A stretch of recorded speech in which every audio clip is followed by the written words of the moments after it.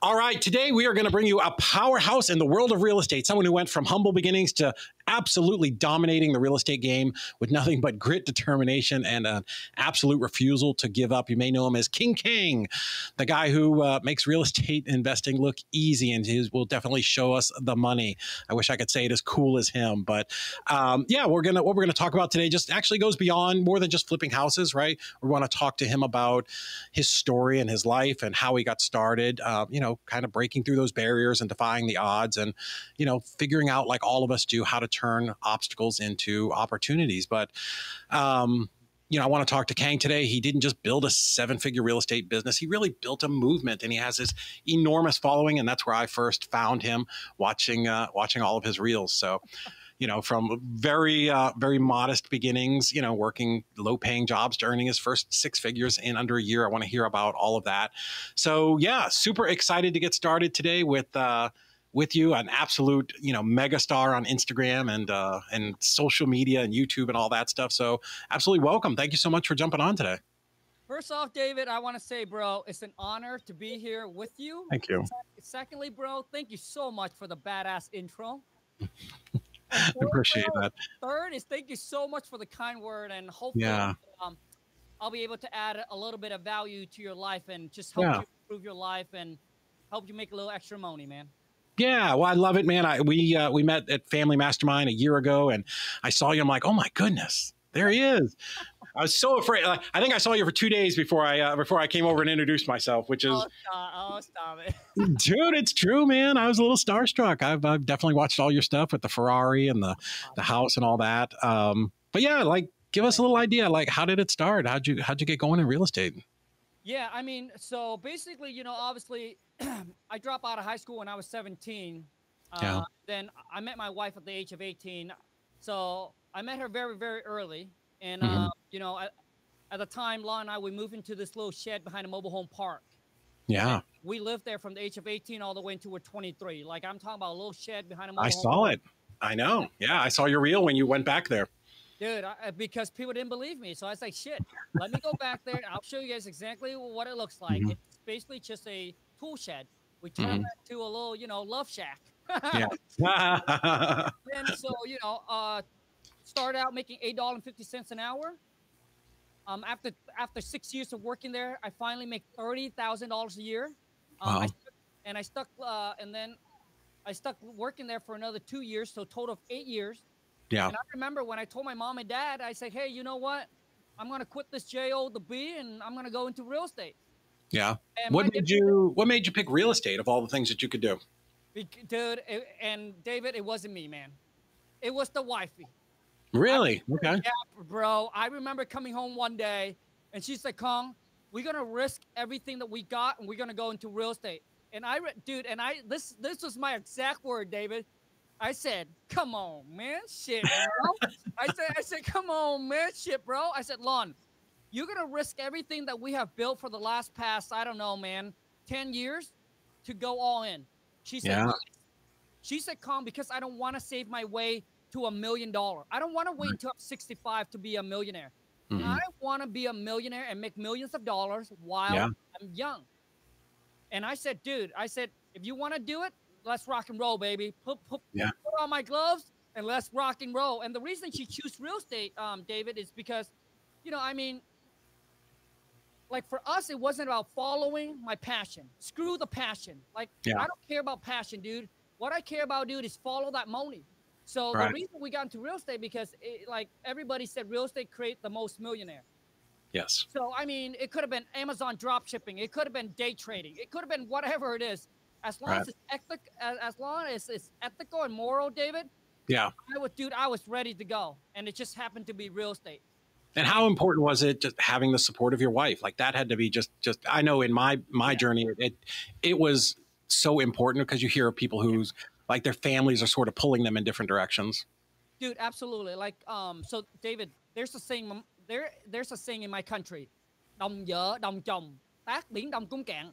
Translation, I probably chop it, but it means like if you and your wife or you and your girlfriend or whatever it is, the relationship that you're in, if you guys are both on the same page as far as, you know, like she's willing to go out there and fight the war with you, and you guys have Yeah. the same goal and the same visions, like you can literally move mountains. Yeah, 100%. Because 1 + 1 now does not equal 2. Because 1 + 1 equal 11, equal Right. 10,000 now. Yeah. Because, you know, like when you guys both, basically it's energy. Yeah. When you take two energy going at the same visions, the Mm-hmm. same goal, it just become enormous. Magnified. Yeah. Correct. Like this power of attraction. Right. It's Yeah, just no, crazy. absolutely. So was it just real estate, or did she have an idea what direction to send you off in? Like, how did you get into wholesaling? Yeah, man. No, it was just real estate. And Yeah. then she's like, "Kong, I want to do real estate." I say, "Okay." And then the next thing you know it, man, I remember taking her home, and we're driving by, and she's like, "Hey, Kong, I feel there's an intuition," but at the time she didn't use the word intuition. She's like, "Kong, I feel something. Pull Mhm. into Barnes and Noble." I said, "Lon." I said, once again, David, I said, "Come on, man." Shit, Lon. I said, "Lon, Yeah. Barnes and Noble are for smart people. Yeah. We're both high school dropout, Lon. Like you and I have probably never finished a book in our life." So I said, "Barnes and Noble are for smart people, Lon. What are we doing in there?" She said, "Shut the F up, Kong. Pull in." So Dude, anyway, I love it. yeah, dude, I pull in Barnes and Noble, and she was walking, you know, down the, like I don't even know what she's looking for, Mhm. but she went into the real estate section, and she came across this book called "How Come That Idiot Is Rich and I'm Not." And dude, we're like, man, we're two idiots. Let's get rich. Yeah.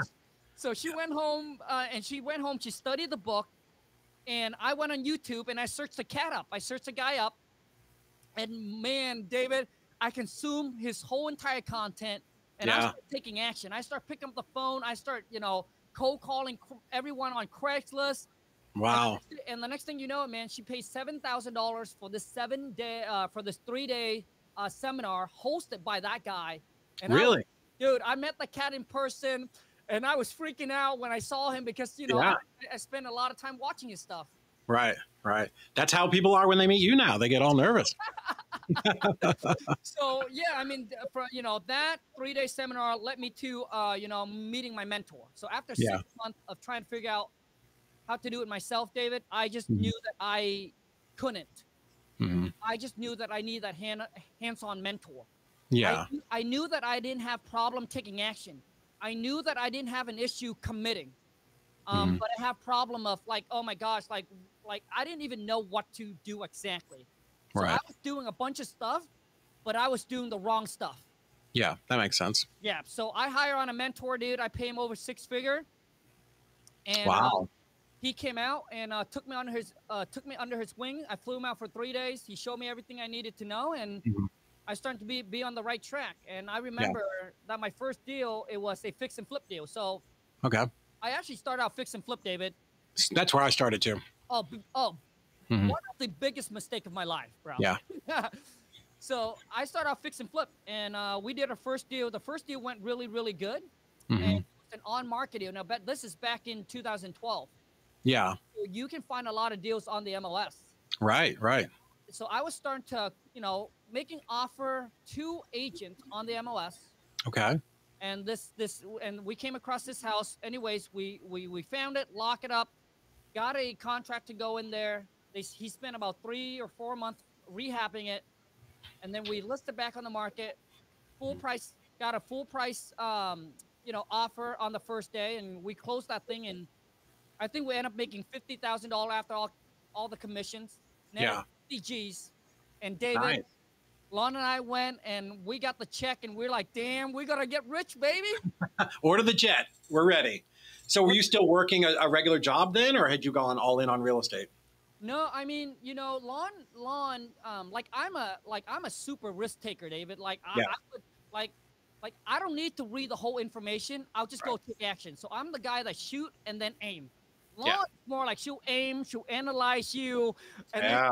then she'll listen to her intuition, and then she pull the trigger. So Yeah. for her, like she needs information, lots of information. So she's like your integrator, that other side of the coin. Because I'm like that too. I'm like, oh, I just need the next few steps, and I'm good. Let's go out and let's do this, right? Let's get excited. Yeah. So I mean, you know, from that, I mean, we did the whole fix and flip for 4.5 years, Uh, and I almost went bankrupt. yeah. And that's when I discovered wholesaling. Yeah. What was it about? What part of it made you almost go bankrupt? Was it just the carrying costs or the time? I think the biggest thing was, number one, I was trying to go too fast, too quick. Yeah. Because David, I was so new into the game. Mm-hmm. Like, I didn't know anything about real estate. I didn't know the construction. I didn't have any construction experience or background. I mean, I didn't know what house was going for in my area. Because I remember my mentor asked me, "So Kong, how much is a 2-bedroom, 3-bedroom, 2-bath sell for in your area?" I said, "I don't know." And I didn't even, you know, and I didn't even know the construction term. I didn't know the stage of the construction. I didn't know anything. Mm-hmm. Instead of focus on, you know, one property at a time and then trying to learn and then build a team as I go, yeah, I was trying to compete with other investors. I was looking at like, oh my gosh, I'm only here doing one deal, and the other investor are doing 3 to 4 flip at a time. I'm doing a year. I said, come on, man, shit, Kong, let's go, baby. Let's go. You tried to scale up too quick. Yep. So yeah, and that happens. Yeah, I mean, I think someone said sometime you can scale yourself out of business, and that was key. Yeah, no, 100%. Like, and we tell that to our clients and stuff too. You can absolutely run your business into a wall, right? You could just, you know, throwing more money at marketing is not necessarily always the answer, right? You know, you can only handle what you can handle. Yeah, absolutely. And the thing, you know, I mean, I was to the point where I leveraged all the capital that I got already. Like, I needed the house to close. And I took on a lot of big rehab projects as a brand new investor. I took on a rehab where we had to jack the house up, pour new foundation, completely gutted the entire house down to like bare naked bones. And then another one has fire damage where we went, you know, it's just big project that I was taking on. Yeah. And I didn't have the experience for that. But I mean, even till today, knowing everything, I wouldn't still fix and flip because it's too much risk and too much work. You know, you got to deal with the city, the permitting, the contractor, babysitting them, you know, and all the capital that's involved to actually, you know, get that property done. Right. And David, like, I made a video and I said most house flipper, I would say their first 3 to 5 years, they're broke. Majority of them are broke because that was me. Because the money goes into one house, and then you sell, you get the money back, and guess what, dude? It goes straight into another flip. Yeah. Like, your money just constantly rolling. It's never really sits there. The only time it really sits there is you stop you just stop everything. So my first even 4 years, I was broke. I was walking around like I do a lot of shit. Yeah. Right? But I was broke. My bank account was like, I'm always checking my bank account and be like, damn, what's going on? And I remember I used to say the same thing. I'm like, how do I not have $100,000 in the bank? How do I not have $100,000 just liquid sitting around all the time? Yep. You know? And the thing is, David, you know, I tell people all the time, every single real estate investor fall into this 2 category. They either cash rich or property poor. They either cash rich and property poor, or they're property rich and cash poor. Yes. It's extremely hard to find someone that's in the middle where they have good amount of cash in the bank, and then they have a good amount of rental property. Yeah. Yeah. For us, you know, we're very similar. I started flipping. The crash happened. We came to Chattanooga, Tennessee. We started wholesaling, so we're very cash rich. And then we started buying some rentals. So we were able to maintain that good balance for a long time until we stopped wholesaling.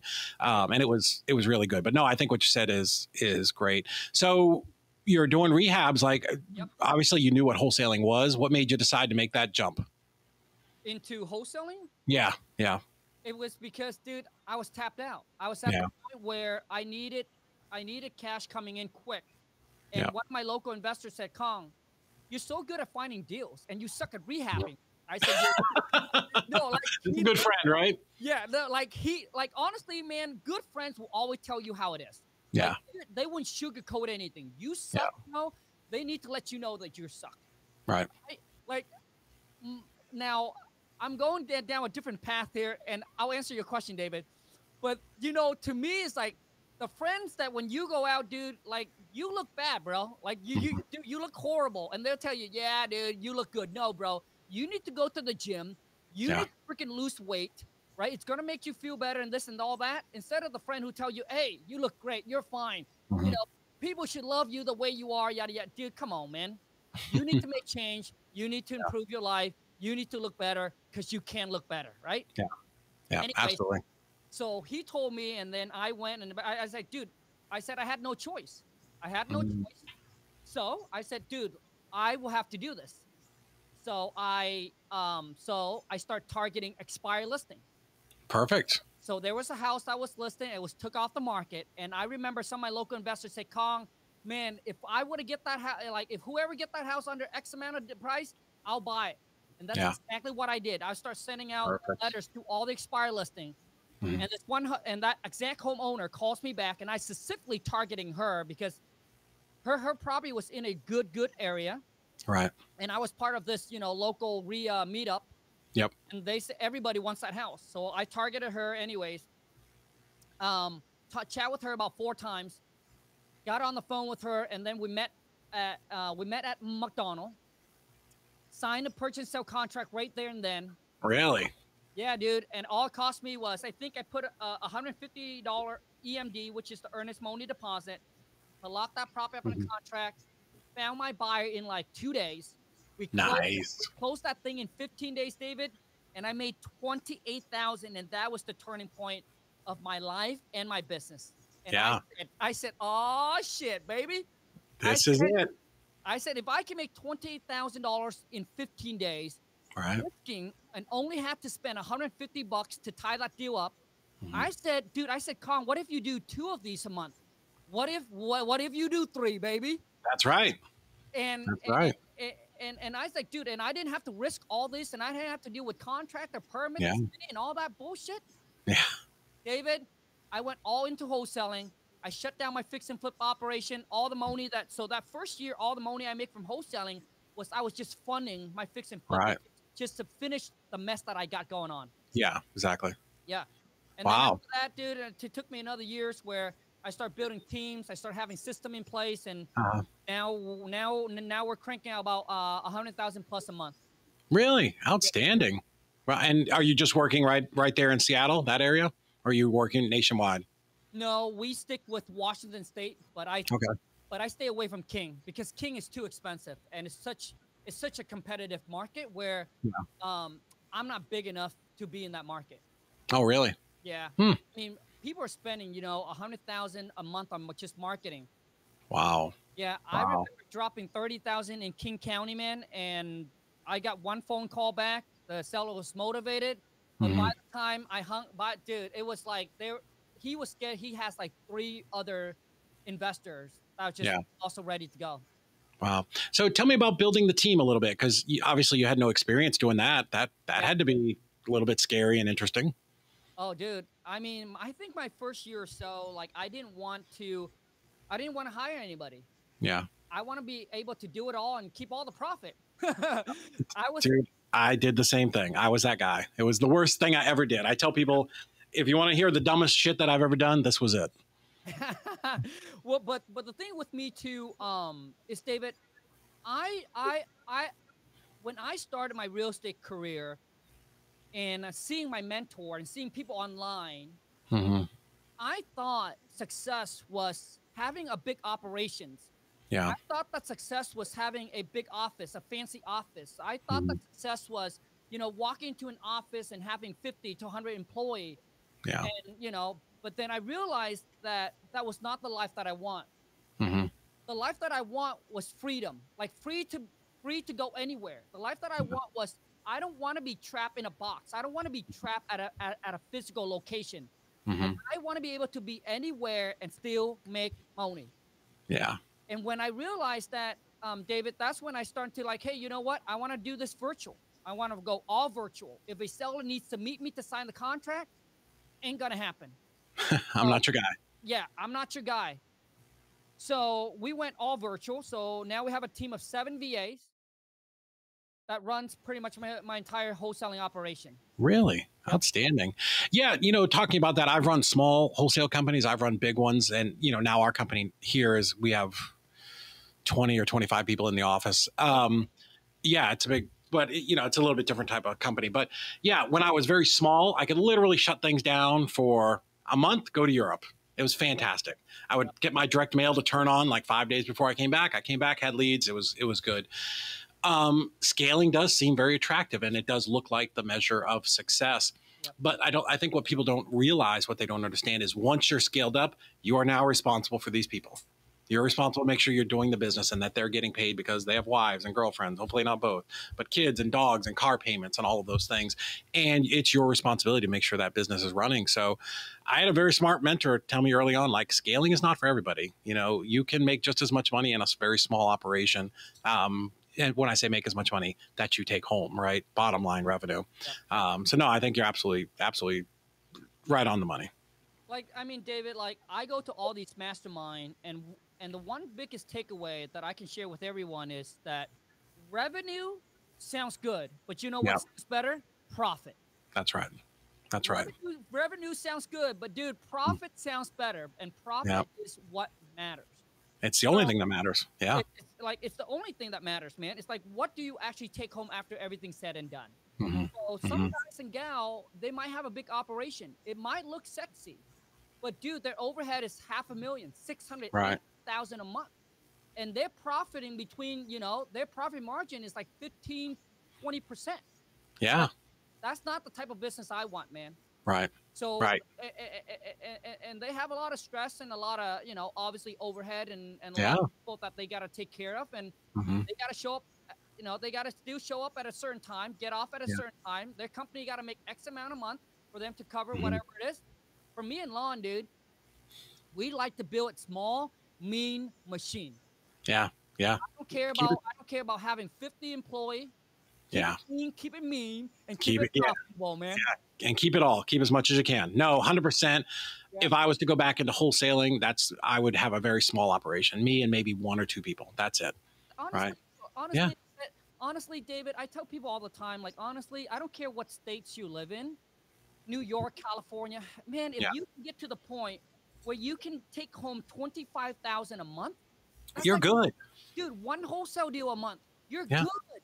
Yeah. Like you're good. Dude, you can be the one-man, one-woman show, or maybe you and maybe 1 or 2 other employees, and you're good. Like you can travel, you can do a lot of things, and not having to be carrying this big weight on you. Right. But people think for some reason they're on social media and they think they have to do $1 million a month. $1 million a month. If you net 50, you're lucky. You're lucky if you're netting 50. That's just the reality of it. I have a big office. I have all these employees because we're a very service-based industry. But, my payroll's $85,000 a month. That's a lot of payroll. Yeah. That's it just is what it is. And, getting to, I think the other thing too, that I would love your opinion that people want a business that they don't have to be involved in every day, which is a little difficult in real estate. This is a very hands-on business, but getting to there, like I'm there, but getting to there is a lot of work. And most people aren't willing to put in the work. Absolutely. And the sacrifice. Yeah. David, dude, absolutely. And the thing is, I tell people, regardless of what you see on social media, please understand this. Just focus on building the business around the lifestyle that you want to live. Man. Just focus on you. Focus on the life that you want to live. And then put the business around that. Now, if you want to work 16 hours a day and have big operations and have 100 employees, do you. But I tell people this, David, if that's you, then I'm not your guy. Yeah. Because I've never been there. So I can never show you how to get there. Right. If you just want to build a small business, if you want to get to the point where you're like, hey, you're making $50,000, $100,000, or $25,000 a month, and you just want a small operations and being able to travel whenever you want, go freely, no string attached, no attachment, fly like a bird, dude, I can help you get there. But if you want to build like a big fancy office with 50 or 100 employees, I'm just not your guy because I haven't done it, so I cannot show you how to do it. I've done it. I can tell you it has a lot to do with ego. Like it really does. Like you said, to have the big office and to have all the employees, and getting there is very difficult. Once you're there and you've arrived, but very few people actually make it. It's a struggle. So you were wholesaling. How what was that growth like? How many deals did you do the first year or two? Yeah, man. I mean, I think so. After that, I think the first year we did maybe about 15 or so deals. Oh, really? That's pretty good first year. Yep, first year because I already had the experience from the whole fix and flip. Right. I did that for 4.5 years, so I built Mhm. up some badass. Like I got cash buyers like just ready to go.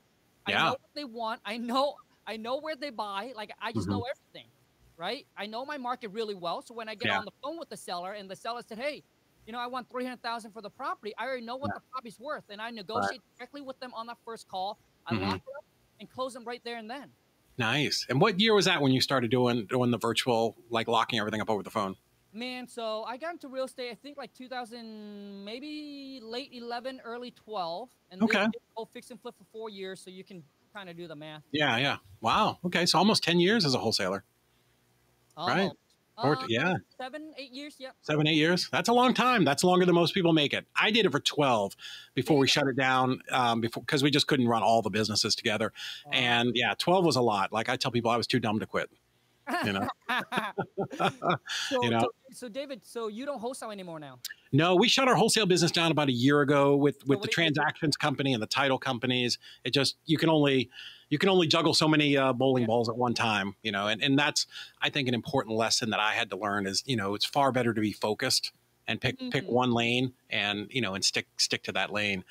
So the reason everybody knows you is you're the Instagram, TikTok, YouTube guy, like super famous. Like I said, what made you jump into that world? Yeah, so the whole personal brand started, I would say, about 6 years ago when I was Mhm. laying in bed. Yeah. And at this time we kind of got our whole wholesaling systemized. I got a team, I got everything in place, so I have a lot of extra time. And I was like, man, what else can I do? I mean, obviously real estate makes money, but it's just it's I was like, what else can I do? And then I heard, and then all of a sudden I was scrolling through, I think it was either YouTube or Instagram, I don't remember. Hmm. It got to be YouTube, and then Gary V pop up, and David, I remember clear as days, man. I was laying in bed 10 p.m. and then Gary V pop up my feed, and obviously, anybody, Yeah. if you're entrepreneur, you Mhm. know who he is, right? Sure. And I love the cat, so I watch him. He said, "Hey, the biggest thing that you need to do right now is actually build your personal brand. Right. It's going to be one of the biggest asset for you, and it's going to open up a lot of opportunities. It's going to make you a Mhm. lot of money, yada yada yada." And I'd be like, "Oh shit, let's go, baby." Really? Okay. Oh, dude, David, when I heard that, dude, I didn't even want to sleep. Like, once again, like I'm a type of guy when I hear something and it sounds good, Mhm. like I just want to go and do it. Like, Yeah. and then if I make the mistake, I'll learn from it, right? Yeah. David, I didn't even want to sleep. I wish it was 10 in the morning so I can go and pick up a camera and start recording. Yeah. And anyways, and that night I was like, dude, I was so excited that I woke up like super early, earlier than I ever gotten up. I think it was 5 a.m. And I showered 6 a.m. I drove Mhm. down to the park and I did my first YouTube video. I was scared as hell.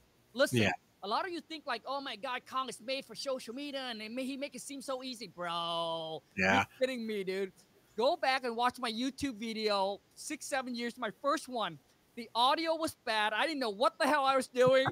all, all I knew is I'm just gonna share my story and Yeah. I'm gonna share with people exactly what I do. So that, because this is a good question. People always think that I'm super outgoing and I'm not. I'm really introverted. Like what do you like when the camera's not on? Are you always super hyped up and like outgoing, or like, are you like me, more a little bit reserved? Oh no, David, dude, like me, this is me on camera, off camera. Like off Okay. camera, dude, it gets worse. Like, dude, like if I run into you, baby, we're dancing, music on, we're in the car, we're karaoke, Yeah. like on camera and off camera, like I'm the same dude. But Love it. before I became the person I am today, David, Yeah. one is because of the wifey. Hmm. Because when I met Lon, when I met her, I was a very shy, insecure guy. Like David, I was extremely shy and insecure. I remember that I couldn't even look at her in the eyes because I'm afraid. Really? Like I couldn't make eye contact. like when I talk to her, I typically go like this. Like she would look like maybe see half my face or just behind me. Right. Like it was, I was just so insecure physically and just who I am. Right. And So what did she do to get you out of that? Like, was that a cultural thing? Was that just who you were? And what was that? Yeah, I mean, it was just who I am. Like I didn't like who I was. I didn't like seeing the person I see in the mirror. Mm-hmm. But deep down, David, deep down, the person that I am today is the person that I always wanted to be. Because when I'm around friends and family or people that I know, I'm very like this. I'm very like this. Yeah. But I bury that person deep down in me because of my insecurity, because of the way that I look. Mm-hmm. I didn't like how I look. Period. Right. So it took me a long time, man, a very, very long time to get over it. And I'll be honest, like even till today, I battle with that. A lot of times you guys think like when I do a video, sometimes you think I look at the camera, but I sometimes trying to look somewhere else, like, focus on something else so I don't have to pay attention on how I look. I know it sounds weird, but yeah. No, it's being on camera all the time is a very weird thing, and listening to your own voice and, that because, the voice of how you actually sound and how you sound in your brain is different. Right. Until now, like probably you're the same way. Like now they sound the same because I just hear it. I hear it all of the time. So you go out to the park, you film your first video, like, and again, but you had the confidence to go and keep doing it because a lot of people will quit, like everything. They start something once and then they never follow through. Yep. But of course, the internet is a horrible place. Yep. Comments and stuff. Like, you didn't let that bother you. You just kept going with what you were doing.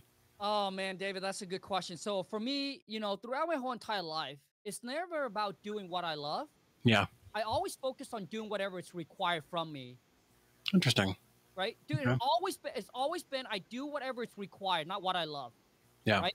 I set a goal, and I'm just gonna do whatever it takes. And for me, so the whole like people said, hey, follow your passion and the money will come. Mm-hmm. I don't know about other people, David, but for me, that's just bullshit. Really? Because I can tell you right now, dude, when you're struggling, when you're broke, when you're trying to get rid, when you're trying to escape the 9-to-5, dude, the only thing that you think about, bro, is not your passion. It's about getting that money right. Yeah. Yeah. Once you have the money, then you use the money to fund for your passion. Yeah. And I tell people this, David, is that if your passion don't pay for your lifestyle, then it's just a hobby. Go get a job. Go get something that actually pays you. And a lot of times, David, people say passion, dude. Man, nobody wants to play a game that they suck at.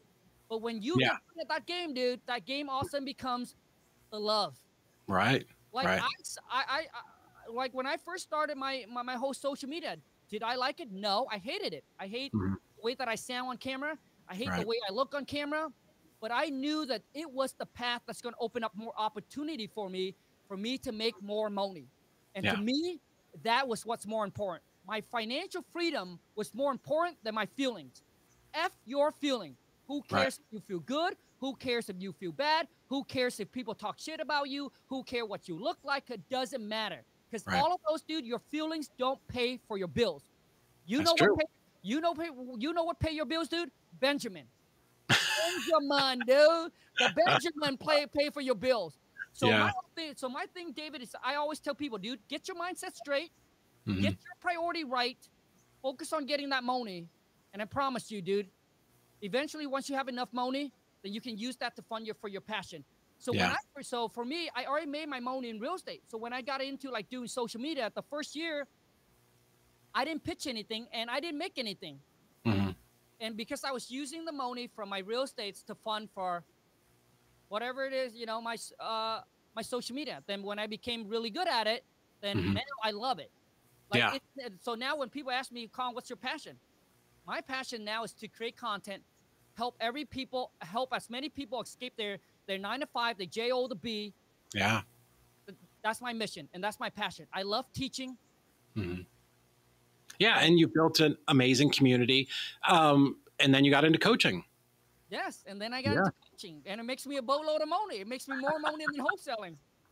But yeah, so how did that start? No hesitancy. People were probably coming to you because you know, they knew you were the guy and you were doing this stuff? Oh man, David, dude, man. So the story is, so I started out on YouTube. Yeah. I remember when I first got to 10,000 subscriber, I made my first pitch, and Hmm. that was my King Kong seller script. Yeah. And David, I remember driving home from Seattle. Okay, so I don't live in Seattle. I live in Bellingham, a small town, Yeah. Bellingham. And I remember driving home from Seattle, and my phone just go ting. So I got a purchase, an order. So someone just bought my script for $495. Okay, David, I was laughing my whole way home, and I look at Lon. I said, Lon, oh yeah, baby, dude, I'm gonna make so much money from this. Yeah. So, Wow. and the thing is, David, like I like, like for me, like I like to keep it real. Yeah. I love that. Like there's no need to fluff things up, man. There's no need to like say something that you don't mean it. So when people say, "Hey, I love helping people. I love helping people." Let me tell you something. Even that is just to make them look good. Yes, we want to help people, but if Yeah. if they don't if people can't make money from helping people, Hmm. nobody would help you. Right. Nobody would put out free content. Nobody would spend an hour trying to shoot a piece of content just to help you. Yeah. Because by doing that, they're building their brand, and they're making money from it. Just like Right. so it's like Uncle G, Grant Cardone. He wants to help a billion people. Because you know why? Because he know if he can help a billion people, dude, he can make billions of dollars. Sure. Sure. Nobody, dude, will help a stranger for free. Yeah. Why would I waste my time spending an hour trying to create a piece of content when I can use that same amount of, again, when I can use that 1 hour to spend time with my family, to spend time doing what I love? Yeah. You know? Yeah. And I think there are some people in our industry, some influencers who, you So know, how do I they say that? I mean, what's yes, that? like so. I mean, like when I hear that, David, Yeah. like in my head, dude, like bro, like I'm a hustler, you're a hustler. Like Yeah. I already know that it's fake. I already know you're just trying to say that because Yeah. it makes your image looks good. Yeah. Because when you say, "Hey, I'm all about out there, making money," Hmm. then it doesn't make your image look good. But deep down, dude, it's money talk, bullshit walk. That's true. That's it. Yeah. Yeah. I agree. I mean, yeah, if you want my time, you're going to provide value. There's going to be an exchange of value. And if you don't have other value, then it's money, and that's okay. Dude, absolutely. Like, Yeah. so I mean, people that don't know about business and they get into the real world and they be like, "Oh my God, I gotta pay for this." I thought people were gonna help me for, dude. Nobody's gonna help you for free. No. Like every entrepreneur that I ran into, every business owner, bro. I don't care who you are. Okay, everybody has a motive. They Sure. want you because there is a motive. Period. The end. Yeah. Yeah. 100%. So being super, famous and online and on social media and YouTube and all that, what's the side of you that people don't normally get to see? What's Like this? what, like, because you certainly have a public persona, but tell us about like Huh. off camera. Like, I know you're always, what are the things that, what are your passions? What are the things that you like to do when you're not doing this? So okay, so dude, if I get to choose to do whatever it is and get paid, and I can Mhm. do, dude, I can do around the clock poker. Yeah. Poker. Really? David, Texas Hold'em, bro. Like, David, I Oh, grew up, dude. I grew up playing. I grew up playing cards since I was like 5 or 6. really? Dude, Okay. like I got that gambling blood in me, David. Uh, I, I I nice. remember, before I met Lon, Yeah. every Friday and Saturday, I would, like, my family would get together and we would play poker. Dude, we would sit there, eat there, sleep there, go to the bathroom there.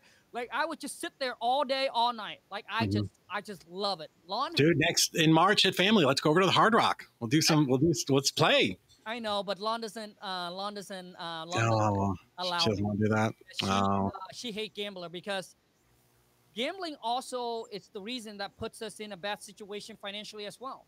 yeah. I Yeah. remember, I would remember when I was dating Lon, man, I was still playing poker, and every single weekend Oh, I would blow the money that we can't afford to lose. And yeah.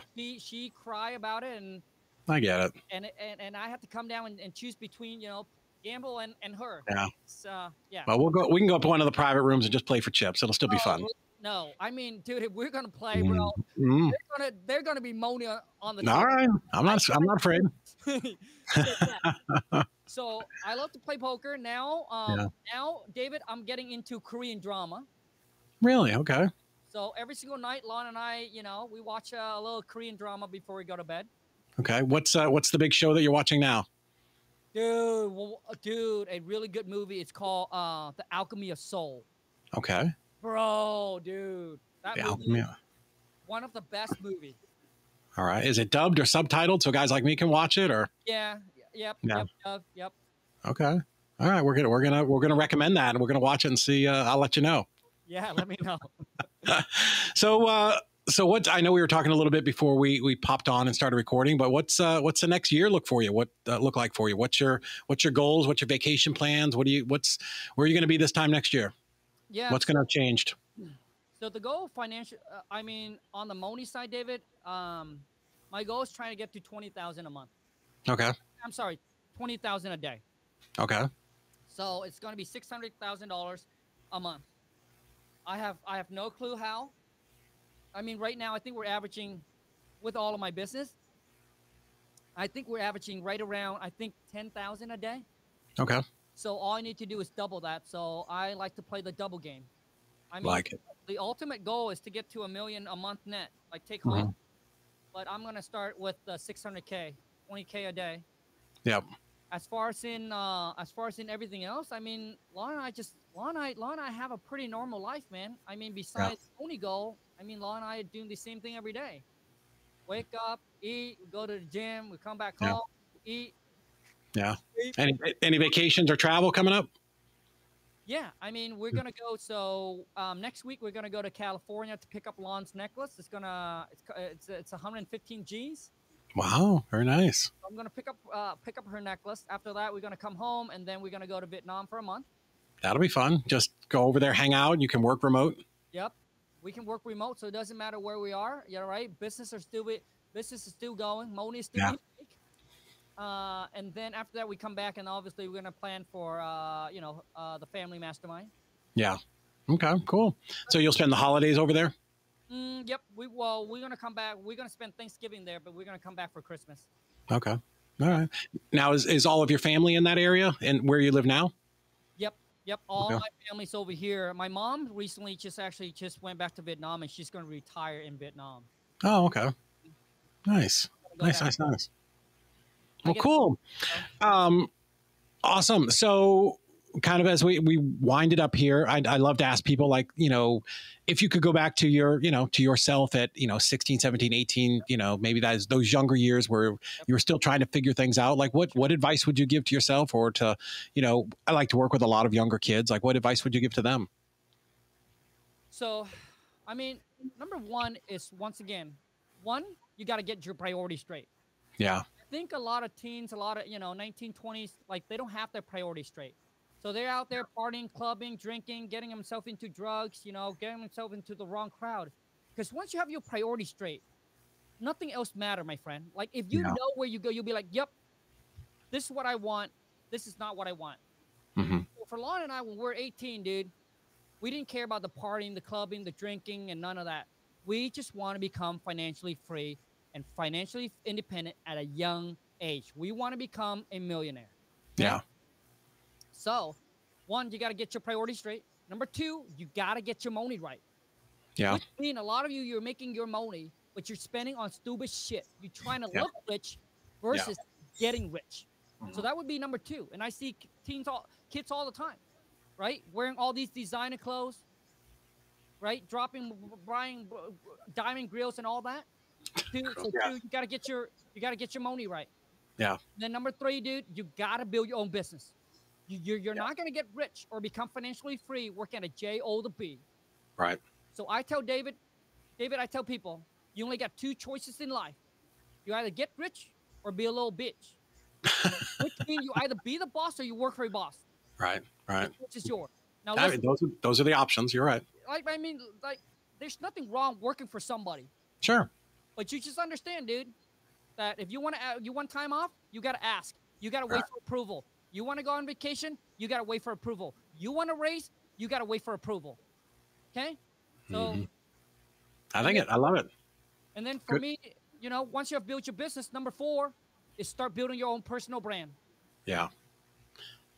Because it's probably the number 1 biggest asset for you. Yeah. And then number 5 is you need to invest your money. Because if you don't invest your money, you're going to pay 50% on, you know, at least 40-50% Uncle Sam. So, Right. So once you get all of those 4 right, you start making a boatload of money, you got rich now, then you need to start buying some real estate. You need to start buying some real estate because 1, tax benefit. That's right. Number 2, appreciation. It's the best place and the safest place for you to park your money to hedge against inflation. 100%. Cash flow is just a bonus. Yeah. Yeah. Don't worry about the cash flow. Because for those of you who buy real estate thinking that the cash flow is going to help you escape the 9-to-5, you're looking at a 10 to 20-year game plan. Yeah.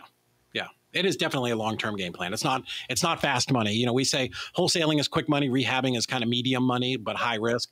And then rentals are you know, cash flowing properties. That's the longer term play where you can build the real wealth. Yep. Nice. Nice. Well, King Kong, thank you so much, man. I am so grateful to have you on here today. I know we went just about an hour, so I appreciate you hanging out and doing a little bit extra here. And dude, I can't wait to see you when we meet up back in March. Dude, once again, David, thank you so much for your time. It's an honor to be here. Thank you so much for all the kind word. And once again, I hope, you know, my story not only inspire and motivate you, but also to give all the listener the self-confidence and the self-belief that you too can do. That you too can do this. Like, I'm no smarter than you. I'm a high school dropout, was born and raised in Vietnam. I grew up in a mud hut. I used to catch frogs for dinner. But because, dude, you gotta have the drive, the ambitions, and you gotta be laser focused, and you gotta be relentless. Which means you don't let anything or anybody hold you back from accomplishing your goals and your dreams. And I promise you, if you stay committed, you too, my friend, will become the next millionaire or whatever it is that you want to make. I love it. Thank you so much. Enjoy your trip. Safe travels, and I'll talk to you soon. Thanks, David. Have a good one, man.